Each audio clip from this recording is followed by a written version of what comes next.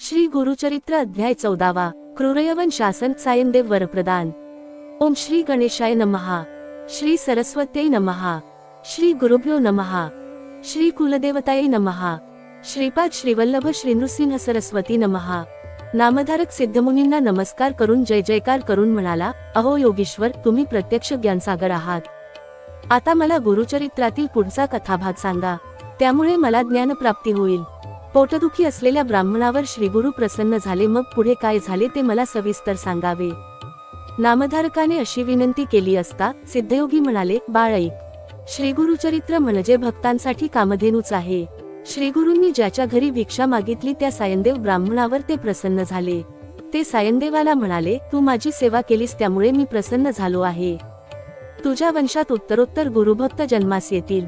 श्रीगुरूंनी असा आशीर्वाद दिला असता सायनदेवाला अतिशय आनंद झाला। श्रीगुरूंच्या चरणांना पुनः पुन्हा वंदन केले। श्रीगुरूंचा जय जयकार करीत तो म्हणाला, गुरुदेव, आपण त्रिमूर्तीचा अवतार आहात।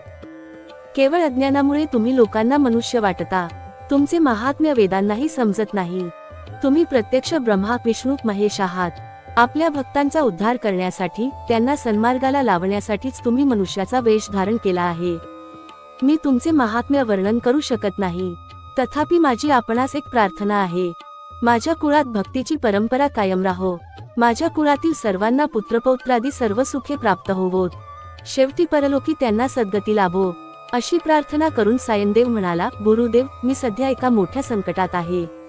मी ज्या यवनाकडे सेवाचाकरी करतो तो अत्यंत क्रूर दृष्ट बुद्धीचा आहे। तो दरवर्षी ब्राह्मणांना ठार मारतो। आज त्याने मला ठार मारण्याचे ठरविले आहे, त्यासाठीच त्याने मला बोलाविले आहे। आज मी त्याच्याकडे गेलो की तो नक्कीच माझे प्राण घेईल। गुरुदेव, आज मला तुमचे चरणदर्शन झाले आहे, मला त्या यवनाकडून मरण कसे येणार? सायनदेव असे म्हणाला असता श्रीगुरु त्याच्या मस्तकावर वरदहस्त ठेवून म्हणाले, तू कसलीही काळजी करू नकोस। तू मनात भीती न बाळगता त्या यवनाकडे जा। तो तुझे काहीही वाईट करणार नाही। तो तुला अगदी प्रेमाने परत पाठवेल। तू परत येईपर्यंत मी येथेच थांबणार आहे। तू परत आलास की मी येथून जाईन। तू माझा भक्त आहेस। तुला वंशपरंपरागत सर्व सुखे प्राप्त होतील। तुझ्या वंशवेलीचा विस्तार होईल। तुझ्या घरी लक्ष्मी कायम राहील। तुझ्या कुळातील सर्वजण शतायुषी होतील। श्रीगुरूंनी असा वर दिला असता आनंदित झालेला सायनदेव त्या यवनाकडे गेला। सायनदेवाने त्या यवनाकडे पाहिले तो काय? तो क्रूर यवन त्याला यमासारखा वाटला। सायनदेवाला पाहताच तो यवन क्रोधाने लालेलाल झाला। त्याला तो अग्निसारखा भयंकर तेजस्वी दिसू लागला। अत्यंत संतापलेला तो यवन घरात गेला। इकडे सायनदेव मनात श्रीगुरूंचे चिंतन करीत होता। वाळवीला क्रोध आला तरी ती अग्नी स्पर्श करू शकत नाही, त्याप्रमाणेच ज्यांवर गुरुकृपा असते त्यांस क्रूर दुष्ट काय करील बर्य? किंवा एखाद्या गरुडाच्या पिल्लास देखील सर्प कधीही ग्रासू शकत नाही, तशीच त्या ब्राह्मणावर गुरुकृपा होती। किंवा ज्याप्रमाणे एखाद्या सिंहावर ऐरावत कधीही हल्ला करीत नाही, त्याचप्रमाणे गुरुकृपा झालेल्यास कली काळाचे भय नसते। ज्याच्या हृदयात गुरुस्मरण चालू असते त्याला कसलीही भीती असत नाही, त्याला मृत्यूचीही भीती नसते। ज्याच्यावर श्रीगुरूंची कृपा असते त्याला मुळातच यमाची भीती असत नाही। त्या यवनांस चक्कर येऊ लागली। तशा स्थितीत तो आडवा झाला। त्याला झोप आली। त्याला एक स्वप्न पडले। कोणीतरी एक तेजस्वी ब्राह्मण त्याच्या शरीरावर शस्त्राचे घाव घालून त्याचे शरीर अवयव तोडीत आहे। अत्यंत घाबरलेल्या त्या यवनाला जाग आली।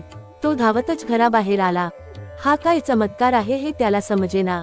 तेथे भयभीत होऊन म्हणाला, आपल्याला इकडे कोणी बोलाविले? आपण कृपा करून परत जा, अशी विनंती करून त्या यवनाने सायनदेवाला वस्त्रालंकार देऊन निरोप दिला। सायनदेवाला आनंद झाला। त्याने सुटकेचा श्वास सोडला। त्याच्या जीवावर बेतलेले संकट नाहीसे झाले होते। त्या यवनाने सायनदेवाला परत जाण्याची विनंती केली असता आनंदित झालेला सायनदेव धावतच श्रीगुरूंना म्हणजे श्री नृसिंह सरस्वतींना भेटण्यासाठी गेला। नदीतीरावर सद्गुरू श्री नृसिंह सरस्वती आपल्या शिष्यांच्या समवेत बसले होते। सायनदेवाने श्रीगुरूंच्या चरणांवर मस्तक ठेवले। त्याने श्रीगुरूंचे स्तवन करून त्यानं सगळा वृत्तांत सांगितला। त्यावेळी, आम्ही आता दक्षिणेकडे तीर्थयात्रेसाठी जात आहोत, असे श्रीगुरूंनी सांगितले। हे ऐकताच सायनदेव हात जोडून म्हणाला, गुरुदेव, मलाही तुमच्या बरोबर न्या। तुमच्याशिवाय मी एक क्षणही राहू शकत नाही। आपणच रक्षण करते आहात। आपल्यामुळेच मला जीवदान मिळाले आहे। भगीरथाने आपल्या पूर्वजांच्या उद्धारासाठी गंगा आणली, त्याप्रमाणे तुम्ही मला भेटला आहात। आपण भक्तवत्सल आहात, मग माझा त्याग का करता? आता काही झाले तरी मी आपल्याबरोबर येणारच। असे म्हणून सायनदेवाने श्रीगुरूंच्या चरणांना मिठी मारली.